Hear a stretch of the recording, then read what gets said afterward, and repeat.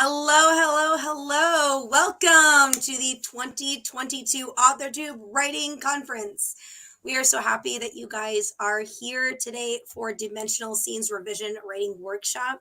We're going to be going over some excerpts of changes made to scenes from our projects, and near the end, we'll be working together with all to brainstorm changes for a curated scene for us to try out some stuff. So we are going to go ahead and rush through some introductions real quick so we can dig into some good stuff. So if you happened to run across my page somehow and weren't sure, you knew who we were. And also, if you don't know about the AuthorTube Writing Conference, how'd you find me? But hi. The links are down below. So Magic Man, if you found me out of nowhere, go there for information on the conference. But hi, my name is Corey N. Davis, and I am a writer living outside of Tokyo, and I've been writing since I was around 7 years old. Don't worry, you won't see excerpts from that date. That goes to my grave with me. But today we are going to be going over some of my work from Project Clockwork, which I'm still working on, and I'm really excited because I am nearing the mid part of that project, and we have an event for a vision coming up very soon, and I'm really excited to get more done on it. So if you're curious about any of that, please hit the subscribe button and the like button so you've seen more from me. And having said that, time to introduce you to the lovely person that's with me today, Haley Wrights. Hi guys, so my name is Haley. I'm a writer just out of Wisconsin, and I've been revising things for forever now. I am starting my master's in creative writing this upcoming August, and I've been revising my novel, A Dance of Shadows, that is going on like 6 years now in the revision process. Most recently, I just went on a month-long writing retreat where I wrote a brand new book. So I'm going to be starting the revision process for that in the coming months. So stay tuned for that if you're interested. Definitely check out my channel. The link is in the description below. And today I'm going to be showcasing an excerpt from a short story that I am currently revising. So you're going to see an excerpt from draft 3 and an excerpt from draft 5. So draft 3 won an honorable mention in a writing contest, and draft 5 has yet to see anything. And now I'm currently working on draft 6. So definitely there's a lot that goes into revision that a lot of people might not know about. So we're going to definitely delve into that today. And I'm super excited to be here. Awesome. Thank you so much. And we also have a chat mod today. So Jenna, the Soul Writer, is here today for chat room mod. So you guys, please give Jenna a huge thank you for helping us out. We usually don't have fancy stuff like moderators on my channel. So please give her a warm welcome here at the labs today. So glad to meet you all. So we're going to go ahead and jump right in on why revision matters. You guys probably know some of this, but let's go over it just in case. So good stories require tension. Why a character is there and why a scene exists makes all the difference. I'm sure all of us can remember stories where you picked it up and you're like, why do I care? Honestly, why? Your characters deserve better. Aimless scenes make aimless characters. And again, that is boring. No one wants to read that. But always remember, every problem has a solution. There's no sagging plot or 2D character that can't be fixed. So no matter how bad it is, please don't get stuck in a rut thinking that there's no way it can be fixed. It can. So a little question to break some ice here. When you think about the word tension, what comes to mind? Just kind of think it to yourself, kind of like think it over. If you can think of a specific story or a scene, maybe even a movie clip, something in your head, like when you hear the word tension, what do you think about? What about you, Haley? What comes to mind for you? The first thing that comes to mind for me when I think of tension is definitely like hanging on the edge of the seat, the cliffhanger at the end of the chapter that makes you want to turn the page. Definitely some like physical conflict versus emotional conflict are two big differences when it comes to tension. So I'm definitely more of I love a good emotional tension scene. I mean, I love a good fighting scene as well, but I think it's super fascinating how something can be, there's so much, I guess there's an ability to have tension in a variety of ways. It's such a wide spread thing. But yeah, what about you, Corey? So usually, like, when I think of the word tension, my brain immediately goes to a lot of action movies. Specifically, I tend to think of Jurassic Park, that very first one. I know, I'm old. But when they're in the control room and the Velociraptor just busts in the window and they go up the air ducts trying to escape Velociraptor, and the girl falls and she almost falls back into the room. They barely get her up and her leg almost gets snapped off by the Velociraptor. Everyone, no matter how many times you see that movie, you're going to be at the edge of your seat because of how it's filmed. Every single screenshot is made to increase the tension. Every single thing is quick scenes. So when I think tension, that's the first thing I think of. However, tension is really just a road bump. So I'm sorry I led you down the primrose path there for a bit, but it can take any form depending on the story, but must be something both the MC, main character, and audience are unsure of. So anything you're unsure of can become that little road bump. Remember that you don't want someone to put the book down. You also don't want to put the book down. Like, is this something you would want to keep reading? Do keep that in mind.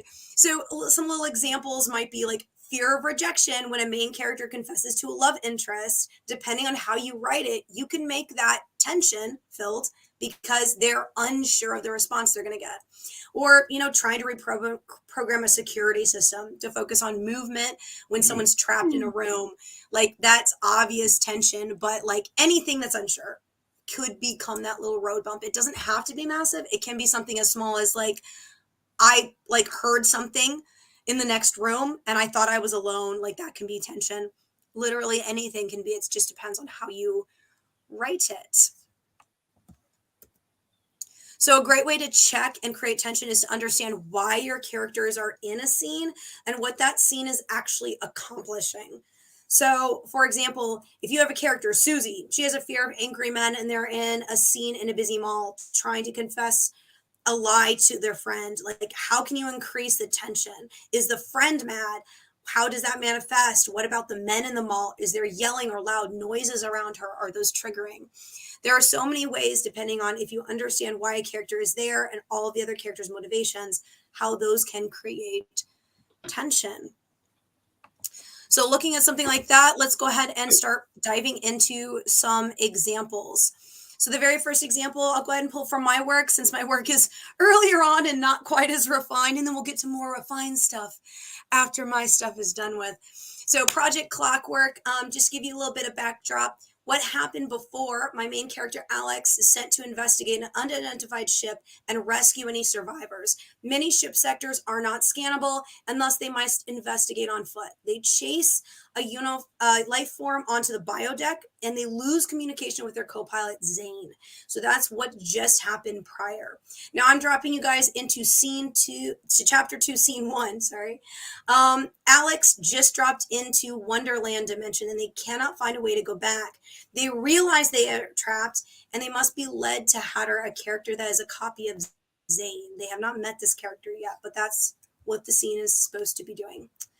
So I'm going to go ahead and read you guys out loud draft 1. So this was very rushed writing, and you can tell. Draft 1. What, did you just speak? The creature shuffled back and forth rapidly, and its feathers, or what appeared to be, puffed out from its form, making the already round creature even more ball-like. What a question! You don't seem like the type to be paying attention. No wonder Rabbit had to keep slowing down for you. Alex just stared at the bird creature for another few seconds before turning away and looked around in a circle. They took a few slow breaths and held their hand up to their face, focusing on each finger and that's supposed to be blunt. Blunt nails, looking for any spots or distortion. So there are lots of problems with that. Grammar and like that aside, which that can be fixed whenever. We're looking at like big problems, right? So right off the bat, the purpose. So that character that Alex ran into is called Cuckoo Bird, and it's literally a wooden bird come to life, essentially. So Cuckoo Bird only had one task in the entire book, was to lead Alex from point A to point B. which right off the bat, that's a really weak purpose. Also, Alex should feel unsettled in this first scene, as well as display one of their personal struggles, anxiety, which we don't really see, which is a problem. Sorry about that. And the tension, because Cuckoo doesn't fit the tone of the book, like at all, and Alex is not experiencing usual feelings as they should, the scene falls flat. So those are problems I noticed right off the bat when I did my reread. And there were the first problems that I tried to address when I went in for draft 2. Sorry, guys, I'm still sick. Okay, draft 2. We'll try to go through this without coughing. What did you just speak? Alex tried to slow their breathing. They're on the edge of the dizzy feeling they hated. They needed to calm down. The creature seemed amused, its grin growing in size. It had more than enough teeth to be a threat. What a question. Were you not paying attention? No wonder Rabbit had to keep slowing down for you. Alex just stared at the cat creature for another few seconds before glancing around quick. They took a few slow breaths, the fuzzy feeling in their head refusing to dissipate. So before I go to the next one, I'm going to describe what I just did. I actually replaced Cuckoo Bird. Cuckoo Bird only served one purpose, and it was not enough. So I decided rather than try to push a character that doesn't have a true clear purpose, it's better if I replace it with a character that already does. So if you haven't guessed who the cat character is, this is Cheshire Cat. Cheshire Cat is very iconic. So I decided that that was going to be far, far better. Because the character already had a lot going for it later on. It's a recurring character that has a lot more purpose. And it's also a scarier character, which fits the tone a lot better. And of course, Alex is having a panic attack, which we kind of need to happen in this scene. So by understanding the point of my scene, which was tension and fear and uncertainty, and how my characters do, or in my case, didn't fit into it, I was able to create more tension. Remember, editing is not just about grammar and making sure name tags match. Scenes need to compel readers forward. So, having said all of that, that big tirade, let's go into something nicer. Example 2, better stuff here. Haley, I'm going to let you take it. Wow, what a setup. All right.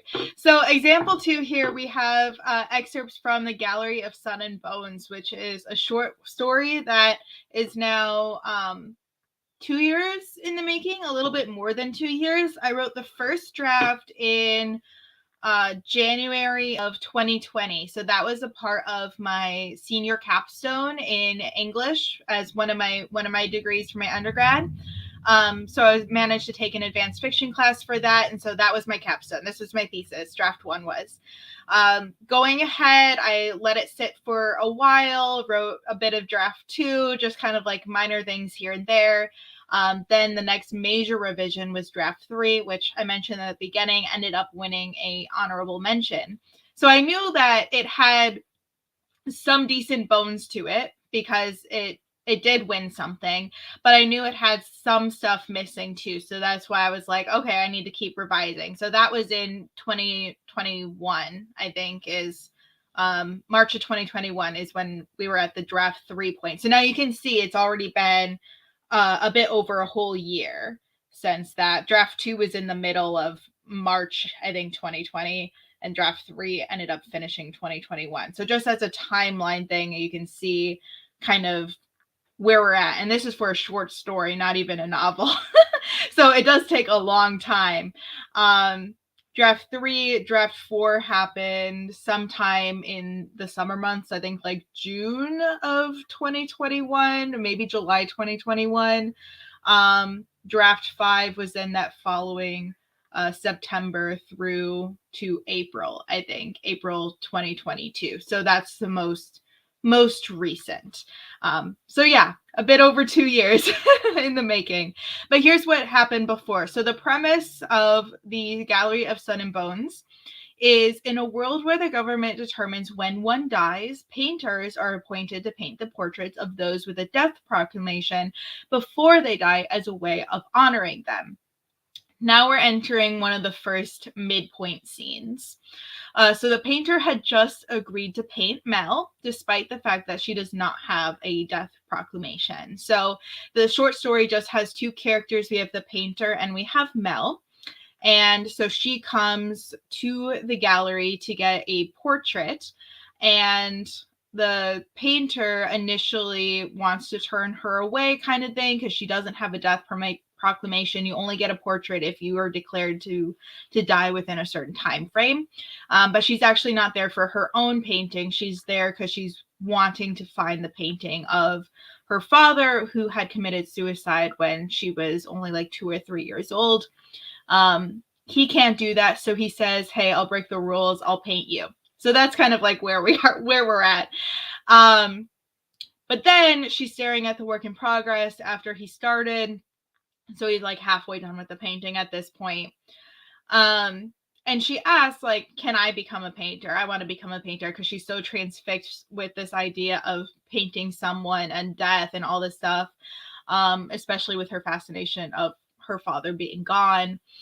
But then the painter says no real quick and starts to have an anxiety attack at the idea of Mel ever becoming a painter. And this is due to the fact that she reminds him of someone that he has long ago forgot. He's been a painter for about 26 years at this point. And he's starting to lose touch with reality a bit, being in this like solitary, almost confinement kind of thing with his library and painting quarters and all of this stuff. So then if we go to the next slide. So that was a lot of information, guys. I just kind of wanted to give you an overview because it's been, I'm further along in the process for revising. So I thought it was important to go through like timelines and what was going on in the story at this point. So this is an excerpt from draft 3. Then I'll talk about it for a bit and we'll go to draft 5. So draft 3. The painter turned on his heels and marched out the entryway. He grabbed his teacup from the coffee table, went over to the kettle, which sat on a small gas burner on the table next to the bookshelf. He turned the knob and watched the blue flame flicker to life. The kettle was still heavy with water from earlier, so no need to go over to the sink and refill it. He waited for the high-pitched scream of the boiling kettle. His hand moved to scratch his brow. A few white hairs flew into his palm. He paced back and forth along the floor, heard his books flutter and fidget on the shelves, went over and stroked their bindings, took one out, hugged it to its chest like a newborn, hummed to it, put it back. The painter heard Mel behind him, heard her throw something, heard her yell something. He kept his back to her, muttering to his books, his stomach churning, his eyebrows thinning with every pluck he took to soothe the burning anxiety tumbling through him like tumbleweed. Slow, meticulous, consistent, crumbling, molten rock. All right. So there we get to draft 3. So let's take a closer look at it. So purpose. The purpose I wanted to get with this excerpt was to show a glimpse into the painter's anxiety by the way he acts in response to the question instead of thoughts. So externalizing the emotion versus internalizing the emotion. But this excerpt fell flat. So the prose felt static, especially looking at just that first paragraph. It was a list of things that he was doing. I mean, you definitely got the externalism, but we couldn't figure out what he was feeling at all. It was just actions.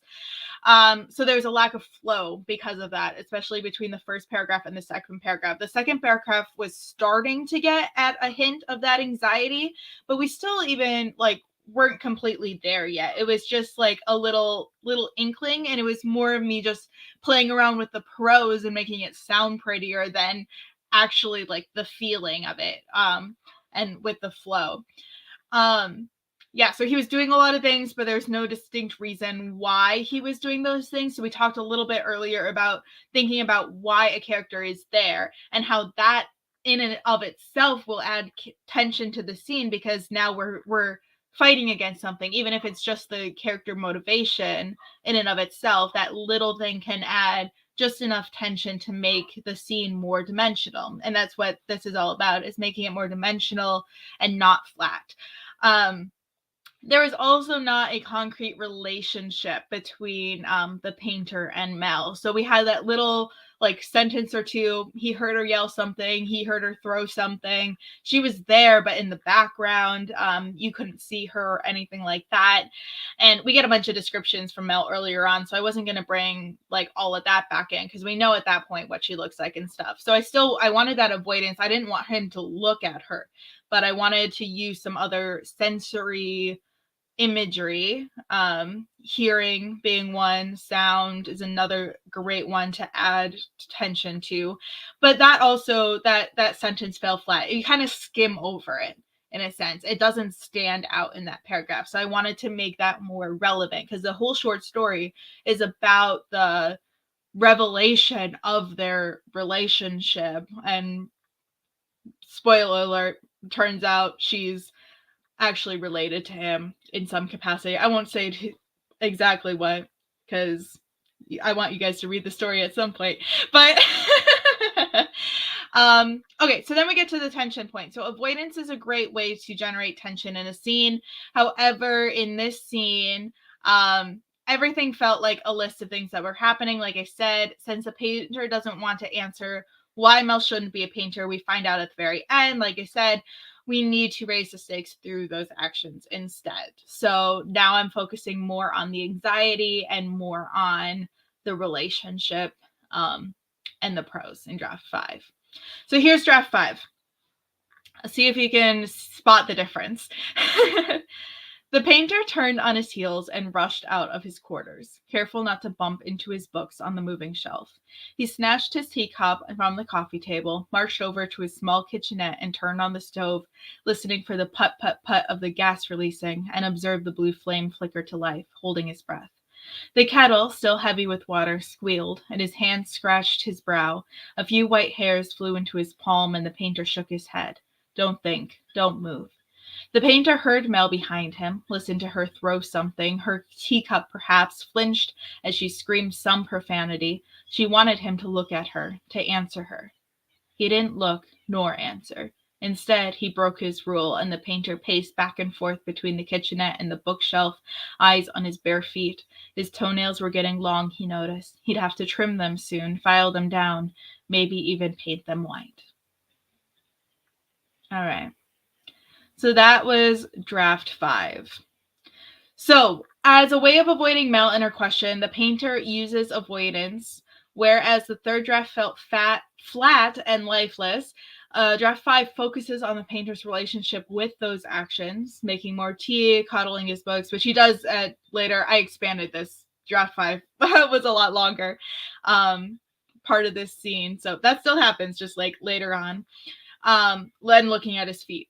Mel has an impact on the painter in this revision. So whereas before he just heard her yell something, heard her say something, now we have an implication of what she was saying. And it was singled out into another paragraph. So there's more attention drawn to the fact that she's still there in the scene. It's not all just about the painter. So she's still there. We hear her. These distinctions add tension and provide space for the reader to question the importance of the question, which was, can Mel be a painter? As well as their relationship, which again is the overall purpose of the short story. So I also focused a lot on flow in this. I feel like draft 5 had a lot of a better flow between that first and second paragraph. We still have a lot of the same actions, but we're focused in more on the painter's relationships to those actions, whereas before it was just kind of a list of actions, if that makes sense.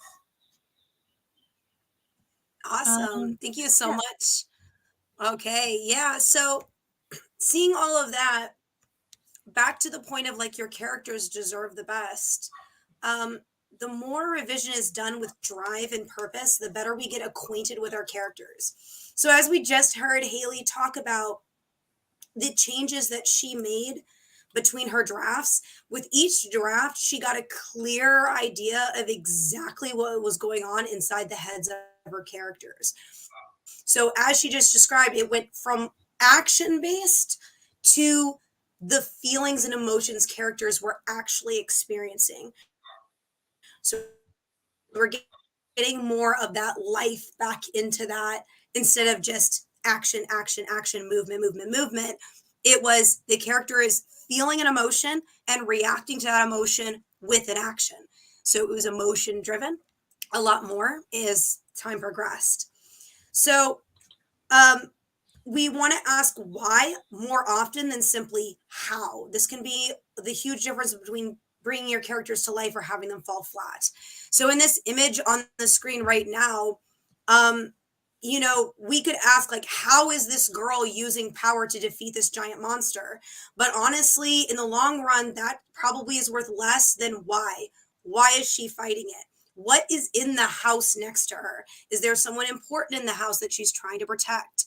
The why is going to be far more useful more often than not than the how. The how can be taken care of all kinds of different ways.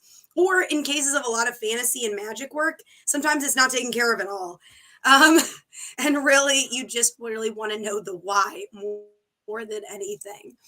So it's really important to make sure you ask those questions because your characters are just going to look and act a lot better when you understand why they're doing what they're doing in the first place. I know mine definitely do, for sure. And I've still got a long way to go with my current drafts. That's for sure. Now we're going to go ahead and try a little exercise with you guys. So we are going to go ahead and try to do a little scene. Now I create a scene that's really horrible. I created it in a couple seconds. That's on purpose.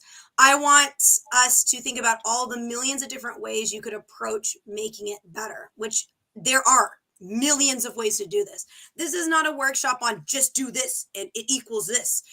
There are 10 billion different ways to revise. The important thing is that you're asking why a lot. That is like the universal thing that you can get out of any revision process is asking why to death. So that's what we are going to do. So how would you fix this scene? Margaret took a deep breath, avoiding looking up at her friend. Actually, I wanted to talk to you about Jim for, well, a long time. I don't think you should be dating him. They could hear the noise of them all around them, but Margaret remained silent far too long. Then, in a near whisper, she asked, why? Remember, we are looking at big picture stuff. What do you want the scene to do? What could make the scene more tense? There are so many ways you could work on this scene. So many. But if you want to add tension, Haley, do you have any ideas? Like, what are some of the first things that you're looking at this and you're like, I would do this immediately?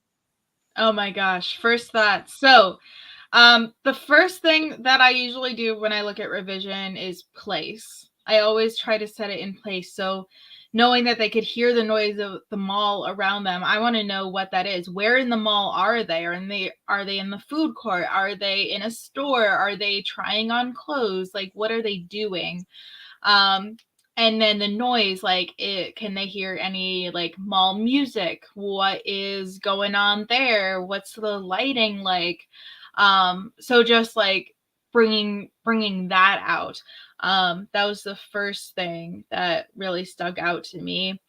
Second thing when I look at revision is usually dialogue, character relationships. So I start with the setting just because I feel like when I'm writing, especially for a first draft, I feel like I get the character, the dialogue down for the most part, how it's going to be. I mean, it changes a ton within the revision process, but I usually have to do a lot more work to kind of develop the setting and stuff like that. So that's the first thing.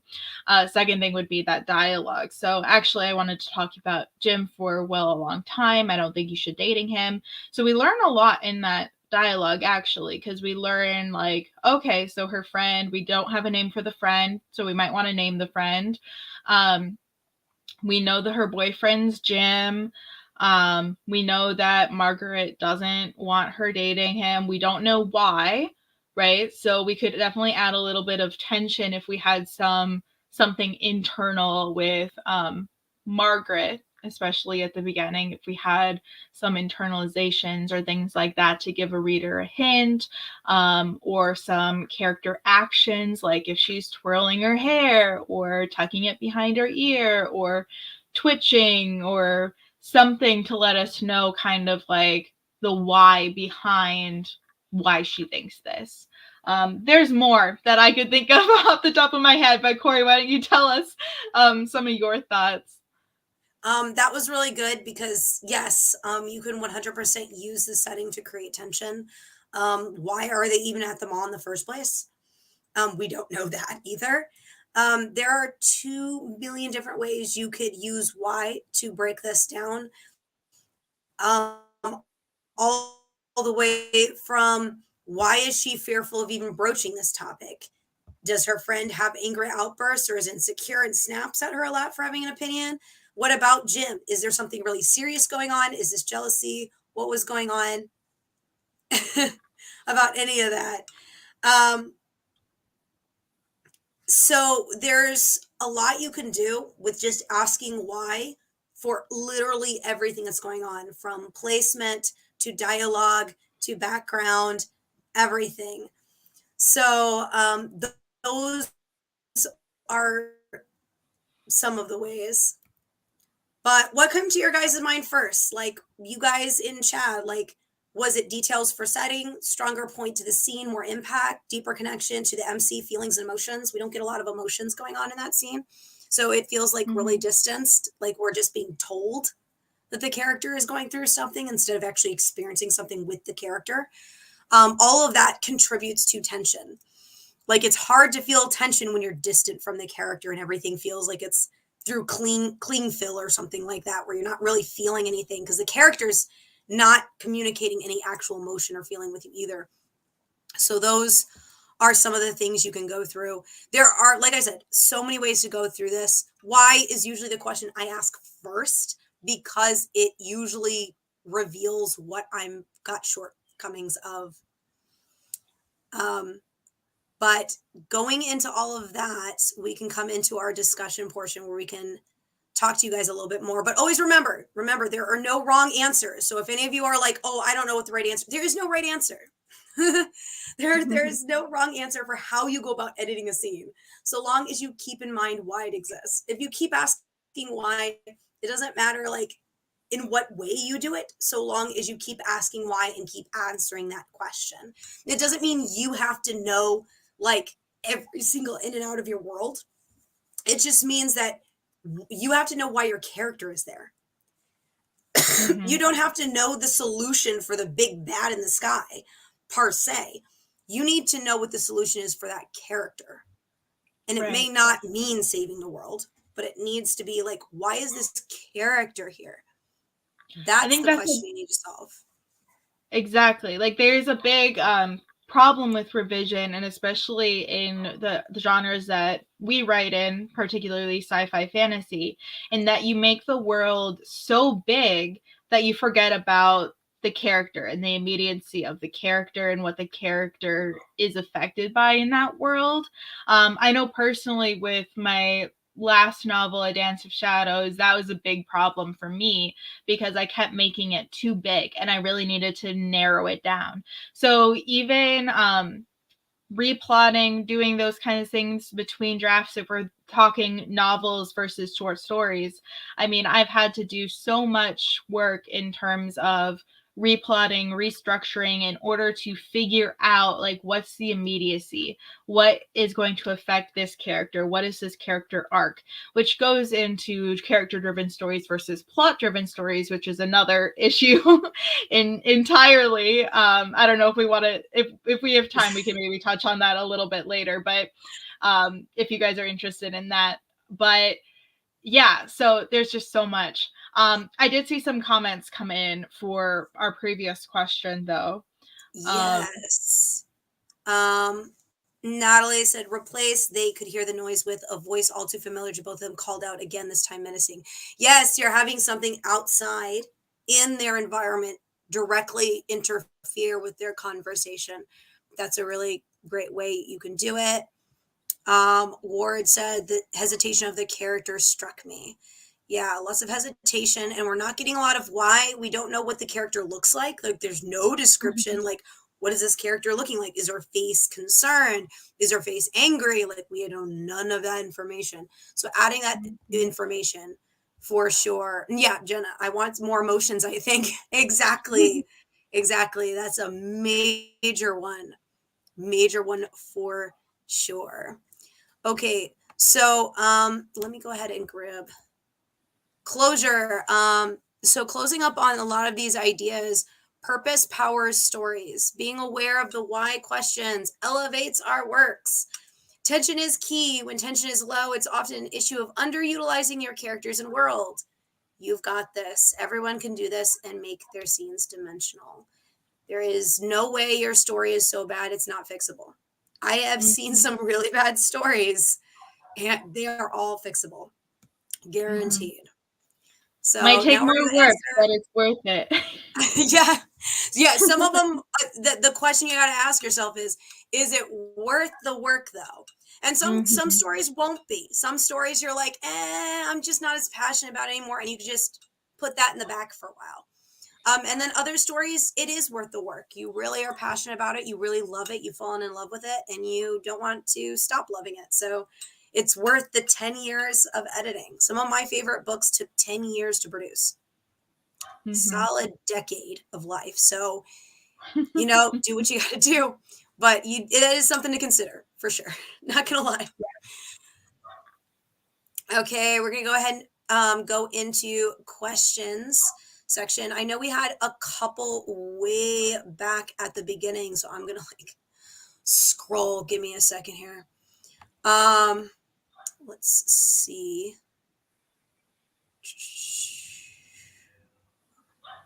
I saw a cue. Oh, there you go. We had a question from Hawkins. What's the difference between tension and suspense? Great question. Do you have any thoughts on this one, Haley? Yes, I do. So I think the first thing that comes to mind between tension and suspense is that all suspense should have tension, but not all tension scenes will have suspense. And so when I think suspense, I think definitely the more menacing side of tension. Like I think horror stories, I think thriller, I think definitely more action-packed sequences than when I think of just a normal scene with tension, because you want tension in every single scene. But if you're, I guess not, yeah, most scenes, I'd say you can have a couple silly frilly scenes if you want to have a breather, but I think overall most scenes should have at least a little bit of tension in terms of just character dynamics. Like if I'm thinking romance, will they, won't they? If I'm thinking horror, which would be more of the suspense thing, I'm like, what's going to be around the corner? What's in the dark? That kind of thing. So an unanswered question that's going to be in the back of the reader's mind and usually the main character's mind as well. Yeah, it's hard because I think suspense and tension do go together really well. I think the main difference is that action tension that we were talking about earlier versus the emotional tension. Because emotional tension, it could be suspenseful in a sense if there's enough stakes. But if there's not stakes, it's just kind of emotional tension or sexual tension between characters or things like that. I wouldn't call that suspenseful. Some people do use those words interchangeably though, so I guess it's a matter of personal preference then, if you want and it depends on what genre you're writing in too, I think. What do you think, Corey? I gotta agree because it does depend on the context of which you're using it. A lot of people do kind of use them interchangeably. Tension is, I've always considered, more general because it could be literally anything, any road bump, any uncertainty whatsoever. Even if that uncertainty is whether or not a place has a dairy-free option for your main character to eat. It doesn't have to be a world-ending thing. Is the character going to literally die if they accidentally have dairy? Probably not, but they might not feel great. So, is the stake insanely high? No, but it's still a little bit there. I wouldn't call that suspense, though. In that kind of particular case, I would call it tension because it doesn't seem serious enough for suspense. Right. I would agree. I would say it bleeds over into suspense when the stakes are high. Like if someone's life is on the line, if something really big is going on, it tends to bleed over into suspense. So I would have to agree with that for sure. Jenna, how do you manage opposite tonal reactions for characters to the situation at hand? For example, if it's a scary scene and they laugh, or does it apply to both ends evenly? Honestly, if you're understanding your character well enough and you're like allowing their emotions to show through, like if I'm laughing but I'm scared, my body is probably showing other signs of fear outside of the Mhm. laughter. So there would be other tells. So if I was the character and I was laughing out of fear, which does occasionally happen to me, actually, I do have that reaction every once in a while. Um, Mhm. if I had something like that, my body would be very tense, like a spring. I'd probably have my shoulders hunched in. I'd probably my legs would start to feel really sore because they'd be so tense that I'm like literally in that fight or flight mode right in that Mhm. moment. So there are lots of different descriptors you could use. Again, when you know your scene enough and you ask why enough, like, why are they laughing? Because they're nervous. What are other tells for being nervous for this character? How does my character show nervousness? That goes into the how. Why do they have this tick? Like, you keep using those questions and it will eventually lead you into being able to explain those things well enough. Usually, description, really good, solid description, of especially emotion based description, will really help you quite a lot on that one, I think. Yeah, Okay. definitely. I agree with all of that. Oh, oh, it jumped me. Oh gosh. I like the thing is I usually don't get jumped, but it just jumped me. Oh I god. see a Okay. question about. Oh, never About mind. yours, I think. It was Oh yeah. asking about draft 5 and 3. Is draft 5 a reversal in style to before draft 3? It seems to be more life to the writing. A little bit. I think I was definitely focusing more about bringing more life into the draft as it was. I think if I went back to draft 1 though, draft 1 for that scene was literally just a paragraph. It was really short. So each time that I dealt with that sequence, I expanded it. So like the draft 5 one was like a lot more expanded than even the excerpt that I did for this presentation, because we were worried about time, so we didn't want to include the whole thing.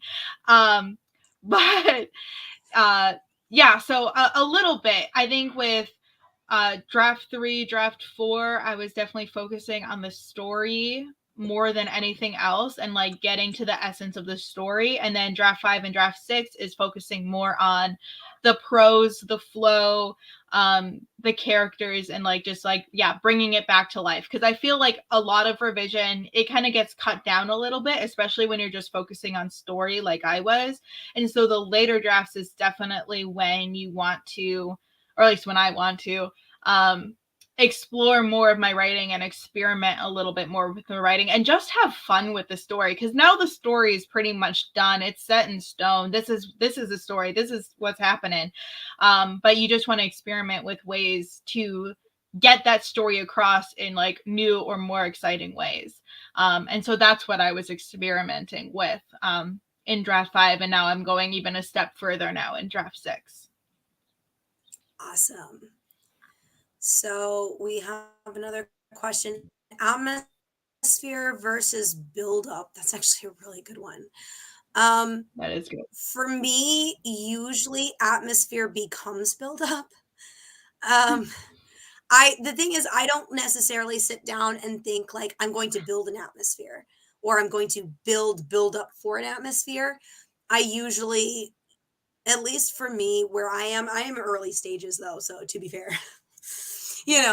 This might be like a later draft question than I can answer, but I usually don't sit down and think Mhm. about it per se. It's again like if I'm asking why, where are we? What is the character feeling right now? Like in the case of mine, Alex just got dropped into this alien world. They were on a ship, a biodeck of a ship, and now they're in a forest. Shouldn't be possible.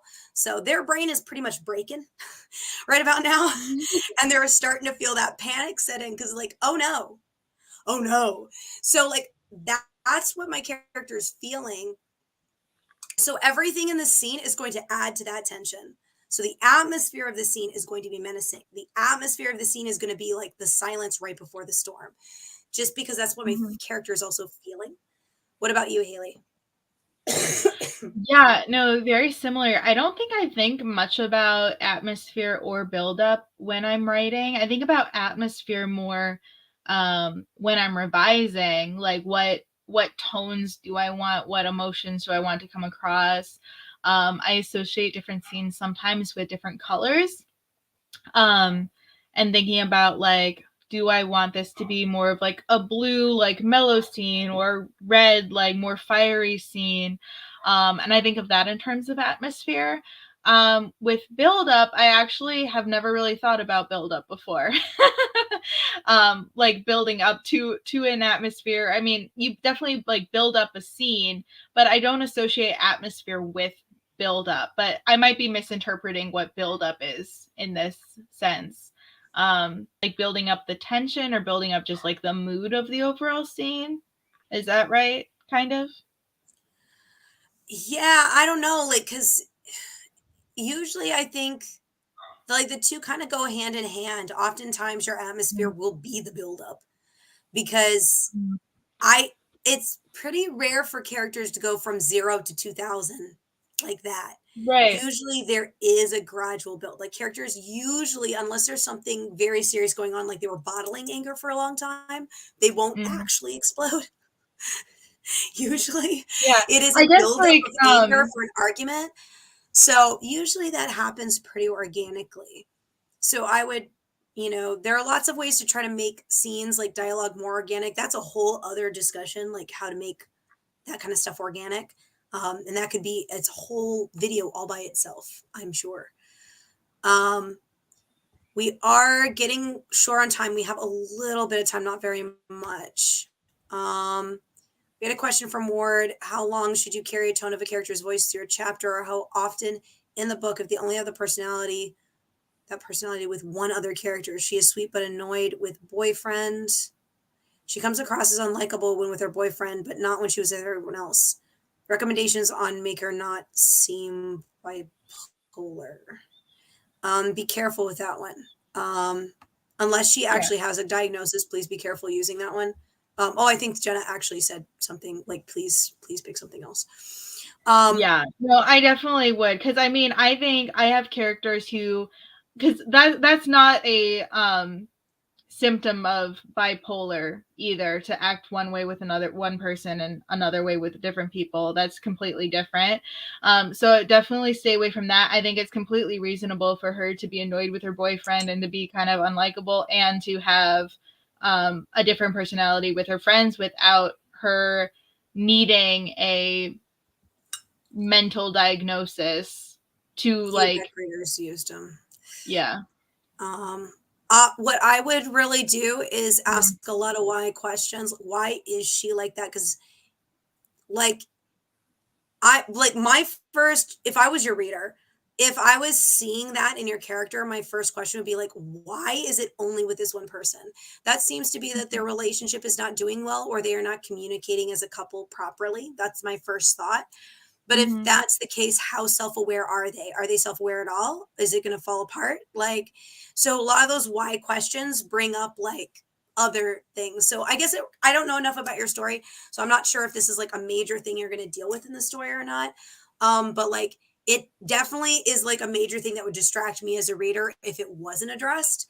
So I would like think about seeing how you could address it within the story, because that definitely seems to be not good. It's a show, it's a tell for me. Like whenever my friends get like that with their significant others, it usually means people are not communicating proper. So like Yeah. I would look at it kind of that way and kind of see like, are my characters aware that they're not communicating? Is everyone Right. else aware? Is someone going to say something, like that kind of thing? Yeah. Because I'd other people also would notice. Yeah, I'd also suggest for that is like, has it always been that way? Is there a point in time where they were really lovey-dovey or loved each other, or she wasn't always annoyed with him? Because inserting at least like maybe a couple scenes towards the beginning where the relationship seems fine and then there's a switch could also be a way to remedy that and not make it seem like that's just a fault of the personality of the character. Rather, it's a fault of the relationship taking a turn, Yep, you know? exactly. Exactly. So Hawkins, I don't think we'll be able to do this, but does every scene need a reaction in the scene and sequel? Short answer, no. No. But long answer is more complicated, which we don't have time for. But it is a good question. But I think it totally depends on the story. So like I just long answered this short one. Thank you guys so much for showing up. Sorry, we are now out of time, but thank you so much. If you didn't get a good enough answer and you want to pick our brains more, please leave comments in the video when it's done processing. I will get to every single comment, I promise. So I'm pretty good about that. So definitely, if you still have questions, leave in the comments down below. Like, subscribe. Remember, there is a closing ceremony. Haley is going to the closing ceremony, so you guys could follow Haley right out the door. I am going to bed. My voice is done. I'm sorry. I love y'all, but I got to go to bed. Thank you guys so much for coming. I hope you have a lovely closing session. Thank you so much, Jenna, for modding for us. This has been a good time. And as always here at the labs, we hope your time with us has been productive, guys. Thank you and see you later. Bye. Bye. Oh, and fill out your forms. Fill out your forms. I don't know how much time you have. Not very much. Fill it out right now, like literally right now. Okay. Now for realsies. Bye. Bye. Bye.